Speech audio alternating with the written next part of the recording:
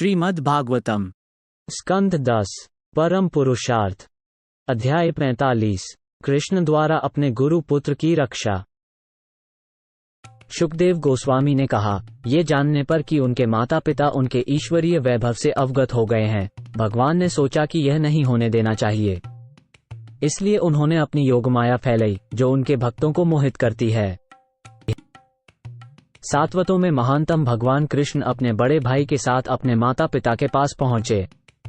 उन्होंने उन्हें विनम्रता पूर्वक अपना सिर झुकाकर और सम्मान पूर्वक हे माँ और हे पिताजी कहकर प्रसन्न किया और इस प्रकार बोले। भगवान कृष्ण ने कहा, पिताश्री, मेरे और बलराम के कारण आप और माँ देवकी हमेशा चिंतित रहे और कभी भी हमारे बचपन, किशोरावस्था या युवावस्था का आनंद नहीं ले पाए।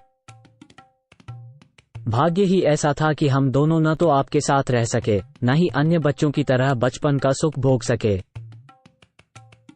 मनुष्य अपने शरीर से जीवन के सारे लक्ष्य प्राप्त कर सकता है और माता पिता ही वो लोग हैं जो इस शरीर को जन्म देते और उसका पोषण करते हैं। इस प्रकार कोई भी इंसान अपने माता पिता की पूरी उम्र तक सेवा करके भी अपने माता पिता के ऋण को नहीं उतार सकता। जो पुत्र समर्थ होते हुए भी अपने माता पिता को अपने शारीरिक साधन और संपत्ति दिलाने में असफल रहता है, उसे मरने के बाद अपना ही मांस खाना पड़ता है। जो व्यक्ति समर्थ होने पर भी अपने बूढ़े माता पिता, पवित्र पत्नी, छोटे बच्चे या गुरु का पालन पोषण करने में असफल रहता है, या किसी ब्राह्मण या शरण में आने वाले की उपेक्षा करता है, उसे सांस लेते हुए भी मृत माना जाता है। इस प्रकार हमने कान्हा के भय से सदैव विचलित होने के कारण तुम्हारा समुचित सम्मान करने में असमर्थ होने के नाते ये सारे दिन बेकार गंवा दिए।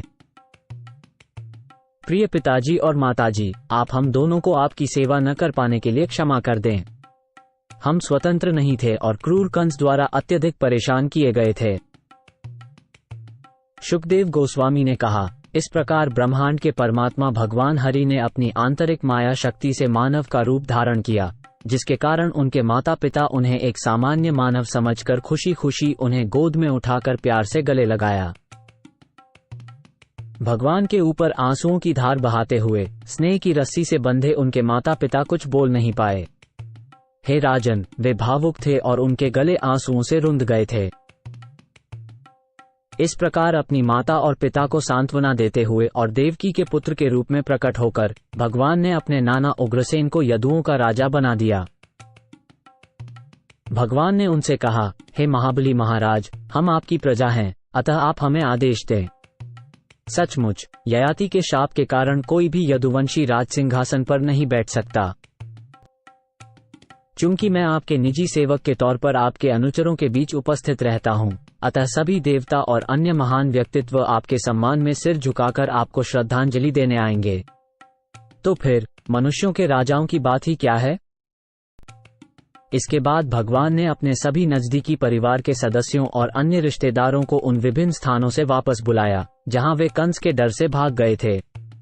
उन्होंने यदुओं, वृष्णियों, अंधकों, मधुओं, दाशोहों, कुकुरों और अन्य जाति पक्ष वालों को सम्मान पूर्वक बुलाया और उन्हें सांत्वना भी दी, क्योंकि वे विदेशी स्थानों में रहते रहते थक चुके थे। तत्पश्चात ब्रह्मांड के रचयिता भगवान कृष्ण ने उन्हें उनके अपने घरों में फिर से बसाया और बहुमूल्य उपहारों से उनका सत्कार किया। भगवान श्री कृष्ण और श्री संकर्षण के भुजाओं द्वारा संरक्षित इन वंशों के लोगों ने महसूस किया कि उनकी सारी इच्छाएं पूरी हो गई हैं। इस प्रकार वे अपने परिवारों के साथ अपने घरों में रहकर पूर्ण सुख का उपभोग करने लगे। भगवान श्री कृष्ण और बलराम की उपस्थिति के कारण अब उन्हें भौतिक जगत के बुखार से पीड़ित नहीं होना पड़ता था। ये प्रेमी भक्त प्रतिदिन मुकुंद के कमल सदृश हमेशा प्रफुल्लित मुख को देख सकते थे, जो सुंदर, दयालु और छोटी मुस्कान युक्त चितवन से विभूषित था। शहर के सबसे ज्यादा वृद्धवासी भी ताकत और स्फूर्ति से भरे हुए नौजवान लगते थे, क्योंकि उनकी आंखें लगातार भगवान मुकुंद के कमल के चेहरे के अमृत को पीती थीं। तत्पश्चात हे महान राजा परीक्षित, देवकी पुत्र भगवान कृष्ण भगवान बलराम के साथ नंद महाराज के पास पहुंचे। दोनों प्रभावशाली भगवान ने उनका आलिंगन किया और उनसे इस प्रकार कहा। कृष्ण और बलराम ने कहा, हे पिताश्री, आप और माँ यशोदा ने हम दोनों को इतने स्नेह से पाला पोसा है और हमारी इतनी अधिक चिंता की है। माता पिता अपने बच्चों से अपने प्राणों से भी अधिक प्यार करते हैं। वे ही असली माता पिता हैं जो भरण पोषण और सुरक्षा करने में असमर्थ परिजनों द्वारा छोड़े गए बच्चों की देखभाल अपने ही बच्चों की तरह करते हैं। हे पिताजी, अब आप सब व्रज लौट जाएं। जब हम अपने मित्रों को सुख प्रदान कर देंगे तब हम जल्दी ही आप लोगों और अपने उन रिश्तेदारों से मिलने आएंगे जो हमारे वियोग में दुखी हैं। इस प्रकार नंद महाराज और व्रज के अन्य लोगों को सांत्वना देकर अच्युत भगवान ने उन्हें वस्त्र, आभूषण, घरेलू बर्तन आदि उपहार देकर उनका आदर किया। कृष्ण के शब्द सुनकर नंद महाराज अति भावुक हो गए और झलझल बहे आंसुओं भरी आंखों से उन्होंने दोनों भाइयों को गले लगाया। उसके बाद गोपों के साथ वे व्रज में वापस लौट गए।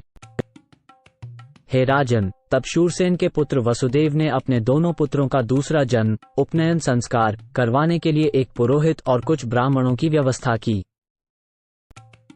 वसुदेव ने इन ब्राह्मणों की पूजा की और उन्हें सुंदर आभूषण भेंट किए। उन्होंने उन्हें सुंदर आभूषणों से सजी बछड़ों वाली गायें भी भेंट की। सभी गायों के गले में सोने का हार और सिर पर रेशम की माला थी। तब महामना वसुदेव को कृष्ण और बलराम के जन्म के समय मानसिक रूप से दान की हुई गायें याद आईं। कंस ने उन गायों को चुरा लिया था, लेकिन अब वसुदेव ने उन्हें वापस पा लिया था और उन्हें भी दान में दे दिया। दीक्षा द्वारा द्विजत्व प्राप्त करने के उपरांत व्रतों का पालन करने वाले दोनों भाइयों ने यदुवंश के गुरु गर्ग मुनि से ब्रह्मचर्य व्रत ग्रहण किया। अपनी ईश्वरीय चेतना को अपने मानवीय कार्यों से छुपाते हुए ब्रह्मांड के ये सर्वज्ञ भगवानों ने सभी ज्ञान और विज्ञान के उद्गम होते हुए भी गुरु के आश्रम में रहने की इच्छा व्यक्त की। इस तरह वे काशी के निवासी और अवंती नगरी में रह रहे संदीपनी मुनि के पास पहुंचे। सांदीपनी जी इन दोनों आत्मसंयमी शिष्यों के विषय में बहुत ही उच्च विचार रखते थे। इन शिष्यों को उन्होंने बड़े ही सहयोग से प्राप्त किया था।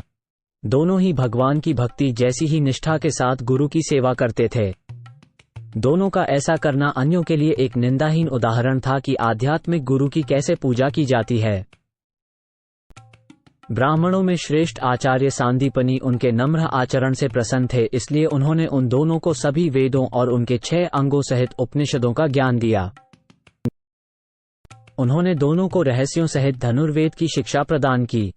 साथ ही मानक विधि ग्रंथों, तर्क तथा दर्शन विषयक बहस करने के तरीकों और राजनीति शास्त्र की 6 शाखाओं की शिक्षा भी दी। हे राजन, पुरुष श्रेष्ठ श्री कृष्ण और बलराम सभी विद्याओं के आदि प्रवर्तक होने के कारण किसी भी विषय के व्याख्यान को एक ही बार सुनकर तुरंत समझ सकते थे। इस प्रकार उन्होंने ध्यान लगाकर 64 कलाओं और चातुर्यों को उतने ही दिनों और रातों में सीख लिया। उसके बाद हे राजन, उन्होंने अपने गुरु को गुरु दक्षिणा देकर प्रसन्न किया। हे राजन, ज्ञानी ब्राह्मण सांदीपनी ने दोनों देवताओं के गुणों और उनकी अलौकिक बुद्धि पर ध्यानपूर्वक विचार किया। इसके बाद अपनी पत्नी से परामर्श करने के बाद उन्होंने अपने गुरु दक्षिणा के रूप में अपने छोटे बेटे की वापसी को चुना, जिसकी मृत्यु प्रभास क्षेत्र के समुद्र में हुई थी। बहुत अच्छा, ऐसा वे दोनों असीम पराक्रम वाले महारथियों ने उत्तर दिया और तत्काल ही अपने रथ पर सवार होकर वे प्रभास की ओर रवाना हो गए। जब वे उस स्थान पर पहुंचे तो वे समुद्र तट तक पैदल गए और वहां बैठ गए। एक पल में ही समुद्र के देवता ने उन्हें परमेश्वर के रूप में पहचान लिया और श्रद्धा रूप में अपनी भेंट लेकर उनके पास आए। भगवान कृष्ण ने समुद्र के स्वामी से कहा, मेरे गुरु के पुत्र को अभी हाजिर किया जाए, जिसे तुमने अपनी शक्तिशाली लहरों से यहाँ पकड़ के रखा है। महासागर ने उत्तर दिया, हे भगवान कृष्ण, यह अपहरण मैंने नहीं किया बल्कि दिति के वंशज पंचन नाम के एक दैत्य ने किया है, जो पानी में शंख के रूप में रहता है। सागर ने कहा, निस्संदेह उसी दैत्य ने उस बालक को उठा लिया है। ये सुनकर भगवान कृष्ण समुद्र में घुस गए, पंचन को खोज निकाला और उसे मार डाला। लेकिन भगवान को उस दैत्य के पेट के अंदर वो बालक नहीं मिला। भगवान जनार्दन ने उस दैत्य के शरीर से उगे शंख को लेकर रथ पर वापसी कर ली। तत्पश्चात वे यमराज की प्रिय राजधानी संयमनी पहुंचे। वहां भगवान बलराम के साथ पहुंचकर उन्होंने जोर से शंखनाद किया और उसकी गूंजती ध्वनि सुनकर बद्धजीवों को नियंत्रण में रखने वाले यमराज वहां आ पहुंचे। यमराज ने दोनों भगवानों की बड़ी श्रद्धा से पूजा की और तत्पश्चात हर किसी के हृदय में निवास करने वाले श्री कृष्ण से कहा, हे भगवान विष्णु, मैं आपके और भगवान बलराम के लिए, जो सामान्य मानव का किरदार निभा रहे हैं, क्या कर सकता हूँ? भगवान ने कहा, अपने पिछले कर्मों के बंधन में बंधे होने के कारण मेरे गुरु का पुत्र आपके पास यहाँ लाया गया है। हे महान राजा, मेरी आज्ञा का पालन करो और अविलंब उस बालक को मेरे पास ले आओ।